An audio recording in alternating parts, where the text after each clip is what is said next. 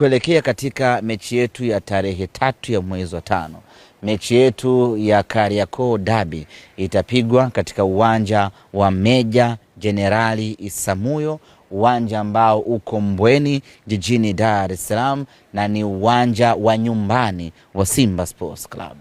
Sawa, kwa nini uwanja wa Isamuhyo? Kwa sababu kwa vinazungumzwa viwanja vingine tofauti tofauti, kama lipo ndani ya uwezo wako. Kwanza Meja Isamuhyo ndio uwanja wetu wa nyumbani msimu huu. Lakini kabla ya hapo sisi Simba interest yetu ama matakwa yetu, mechi hii ya Kariakoo Derby tulitaka ichezwe katika uwanja wa Benjamin Mkapa, na hivyo ndivyo ambavyo tulikuwa tumekubaliana kwa maana ya vilabu, mamlaka za mpira pamoja na mamlaka za serikali, ya kwamba mechi kubwa za nchi hii ya Tanzania zitapigwa katika uwanja wa Benjamin Mkapa. Na baada ya kufika ratiba ya mechi hii, Simba kama kawaida yetu tukatuma maombi kwa wamiliki wa uwanja kwamba tunataka dabi yetu ichezewe katika uwanja wa Benjamin Mkapa.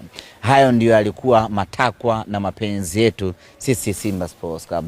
Lakini tukapokea taarifa kutoka kwa wamiliki wa uwanja wakitueleza kwamba uwanja wa Benjamin Mkapa kwa sasa upo katika matengenezo na marekebisho kwa ajili ya maandalizi ya AFCON, na kwa mantiki hiyo tukalazimika Simba kutafuta uwanja mwingine.